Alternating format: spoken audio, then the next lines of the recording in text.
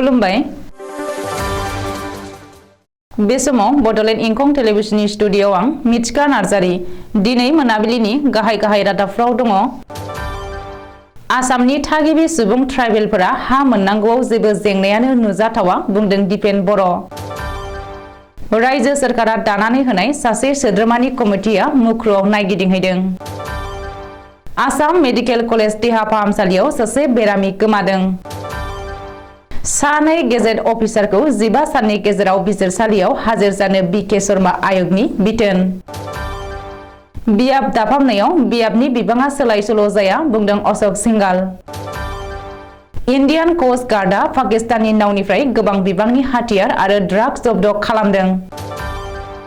मानास national पार्कआव दावबायारिफोरनि होंगो दोंगो। गुवाहाटीआव 3.5 रिक्टर स्केलनि बांग्रिं मावदों।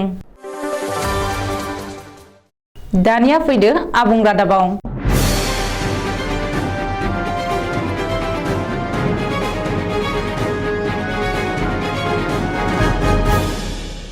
अल आसाम ट्राइबेल संघनि बानजायनायाव थागिबि ट्राइबेल सुबुंफोरा बसन्तुरा 2.0 बिथांखियाव आर'जलाइ गथायनायाव जेंना जेंगोना नुजाथिनाय आरो ट्राइबेल सुबुंफोरनि हा हुनि जेंनाफोरखौ लानानै सावरायनाय जादों।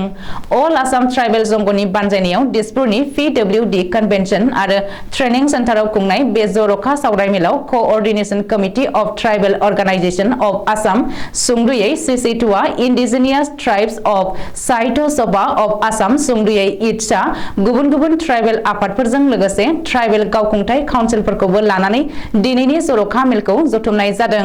मख'नो गोनां दि बसन्तुरा 2.0 बिथांखिनि गेजेरजों हा फाट्टा मोननांगौनि थाखाय आर'ज बिलाइ गथायनायाव ट्राइबेल सुबुंफोरनि नुजानाय जेंनाफोरनि सायाव गुवारै सावरायलायनानै जेंनाखौ सुस्रांनो हानाय लेखायै दिनै बे जर'खा सावरायमेलखौ ट्राइबेल संघआ बानजायदों। बे सावरायमेलाव हांख्रायनाय लेखायै दुलाराय बर' फरायसा आफादनि आफादगिरि दिपेन बर'आ बाहागो लायो।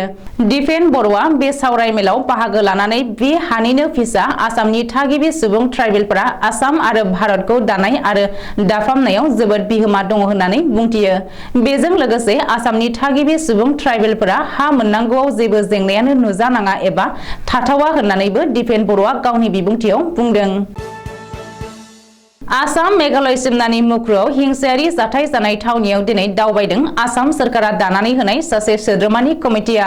मख'नो गोनां दि मुख्रुआव जानाय जाथायखौ नायबिजिरनो थाखाय रायजो सोरखारा सासे सोद्रोमानि कमिटि दानानै होदों आरो बे कमिटिनि बिबानखौ बारग' बिजिरगिरि रुमि कुमारी फुकननो होदों। मिथिनो हानाय बायदिब्ला रुमि कुमारी फुकना दिनै मुख्रुआव थांनानै गासैबो जाथायनि बागै खौरां लाहैयो आरो नैथि खेबनि थाखाय मुख्रुआव थागिरि रायजो राजाफोरजों लोगोसे सावरायहैदों। बे दावबायनायाव रुमि कुमारी फुकनजों लोगोसे गेजेर आसामनि DIG, SB आरो गुबुन आफाद आरो हानजानि दैदेनगिरिफ्रा मदद खालामदों। गुबुन फारसे हिंसायारि जाथाय जानाय बै जायगायाव दासिमबो खासि दुथांफोरा दंफांफोरखौ दानफायनानै सावना होगासिनो होननानै मिथिनो हादों। डिब्रुगड़नि आसाम मेडिकेल कलेज आरो देहा फाहामसालियाव सासे बेरामि गोमादों। मराननि कवां सनवाल बाङालि गामिनि 56 बोसोर बैसोनि बिमान हाजरिका मुंनि बेमारिया डिब्रुगड़ आसाम मेडिकेल कलेज आरो देहा फाहामसालियाव सोमोनांथावै गोमादों।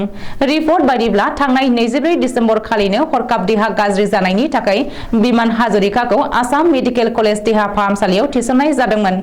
नाथाय थांनाय मंगलबार खालिसो बेलासे 3 रिंगायाव बिमान हाजरिकाया सोमोनांथावै देहा फाहामसालिनिफ्राय गोमादों। बे समाव बिमानजों लोगोसे दिथागिरि एबा बेरामि नेग्रा महरै थानाय बिनि बिसिया बेरामिनि मोनसे टेस्टनि रिपर्ट लानो ओंखारलांदोंमोन।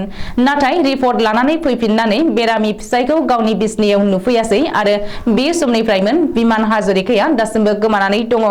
ओरैहाय बे देहा फाहामसालिनिफ्राय बेरामि गोमानाय जाथायनि बागै आसाम मेडिकेल कलेज देहा फाहामसालि खुंथायखौ फोरमायदों। बेजों लोगोसे बेरामिनि नखरनि सुबुंफोरा डिब्रुगड़ बराबारि पुलिस थाना आरो कवां थानायाव एजाहार होदों होननानै मिथिनो हादों।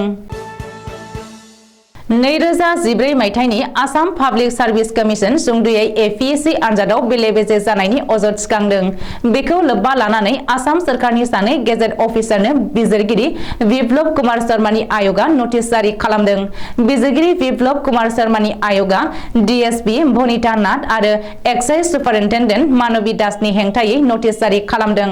मिथिनो हानाय बायदिब्ला DSP भनिता नाथ आरो एक्साइज सुपारिनटेन्डेन्ट मानबी दासनि हेंथायै नटिस जारि खालामदों खालामनानै फैबाय थानाय 15 साननि गेजेरावनो बिसोर सानैखौबो बिजिरसालियाव हाजिर जानो थाखाय बिथोन होदों। अजद थिखांनाय बायदिब्ला भनिता नाथ आरो मानबी दासमोना आयेन बेरेखायै एबा रांनि गोहोजों गुबुन लामाथिं थांनानै गेजेट अफिसारनि मासिखौ लादों। मख'नो गोनांदि बिप्लब कुमार शर्मानि आय'गा नटिस जारि खालामनायनि बावैसो सान सिगां एपीएससीनि बारग' principal controller of examination ACS बाबुल सहरियाया भनिता नाथ आरो मानबी दासनि मुंखौ लादोंमोन। बेनि उनावनो बे जाथायनि सायाव गोख्रों नायबिजिरनो जागायो। बबेखानि बिप्लब कुमार शर्मानि आय'गा बिसोर सानै गेजेट अफिसारनि हेंथायै माखासे सुलुं आरो फोरमानफोरखौ मोननो हादों होननानैबो मिथिनो हादों। हादरनि बिसायख'थि आय'गा आसामनि गासैबो बिधान सभा आरो लकसभा मासिफोरखौ दाफामनायनि हाबाफारिखौ जागायबाय। 2011 मायथाइनि सुबुं सानखो बायदियै आसामनि गासैबो बिधान सभा आरो लकसभा बियाबखौ दाफामनाय जागोन। ओरैहाय रायजोआव बियाब दाफामनायखौ लानानै राजखान्थिगिरिफोरनि गेजेराव गोख्रों सावरायनाया सोलिदों। बेजों लोगोसे माखासे राजखान्थिगिरिफोरनि राजखान्थि केरियारआ जोबस्रांनो हागौ होननानै माखासे थाखोआव सावरायसोदों। नाथाय बियाबफोर दाफामनायाव आसामनि थाखानाय बियाबनि बिबाङा सोलाय सोल' जाया आरो मोनसेबो बियाब सरजाबनाय नङा एबा दानख'नायबो नङा होननानै आसामनि केबिनेट मन्त्रि अशोक सिंकालआ दिनै खौरांगिरिनि सिगाङाव बुंथिदों। मिथिनो हानाय बायदिब्ला मन्त्रि अशोक सिंकालनि न'आव दिनै बियाब दाफामनायखौ लानानै मोनसे गोनांथार मेल जथुमदों। बे मेलाव मन्त्रि रन्जित कुमार दास, मन्त्रि अतुल बरा, भनि भूषण चौधुरीजों लोगोसे मित्रजोटनि गोबांसा दैदेनगिरिफ्रा बाहागो लादोंमोन। बे मेलनि उनावनो आसामनि बियाबनि बिबाङा बेनो बे थागोन होननानै बुंथिदों अशोक सिंघालआ। गुजरातनि आखायाव इन्डियान कोस्ट गार्डआ आरब लैथोआव पेट्रलिं खालामनानै पाकिस्तानी नावखौ सिग्रोमनाय समाव गोबां बिबांनि हाथियार आरो फेग्रा मुवा एबा ड्राग्स बोखांनो हादों। संगालि सुलुंनिफ्राय खौरां मोनखानाय बायदियै कोस्ट गार्डआ आरब लैथोनि गेजेराव जाय नावखौ सिग्रोमदोंमोन बे नावनिफ्राय गासै 300 कौटि रां बेसेननि 40 किल'ग्राम हेर'इन एबा ड्राग्स बोखांनो हानायजों लोगोसे गोबां बिबांनि हाथियार गुलि बारुदबो बोखांनो हादों होननानै सुलुङाव फोरमायदों। बेनि अनगायैबो इन्डियान कोस्ट गार्डआ नावाव थानाय नाबिकजों लोगोसे गासै 10 पाकिस्तानीखौ एरेस्ट खालामदों होननानै मिथिहोदों। गोजां बोथोर सफैनाय लोगो लोगो माहारियारि मानास हाग्रामायाव दावबायारिफोरनि भिर जादों।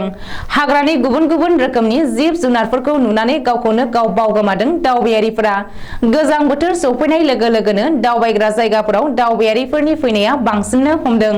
सानफ्रोमबो गावबा गावनि खामानिजों मुखुब जानानै थानाय समखौ बावगारनो मिथिंगानि बिखायाव दान्दिसे सम बारहोनायनि थांखिजों फैदों दावबायारिफोरा। बेबायदिनो दावबायारिफोरा वर्ल्ड हेरिटेज एरिया माहारियारि मानास हाग्रामायावबो लैहोर लैहोर फैनायखौ नुनो मोननाय जादों। जिप साफारि, एलिफेन्ट साफारि बायदिजों मानासनि मिथिंगायारि नुथायखौ नायनानै गोजोननायजों गावखौनो बावगारलांदों दावबायारिफोरा। बेनि अनगायैबो हाग्रानि जिब जुनारफोरखौ नुनानै गोजोननायजों रंजाखांदों गासै दावबायारिफोरा।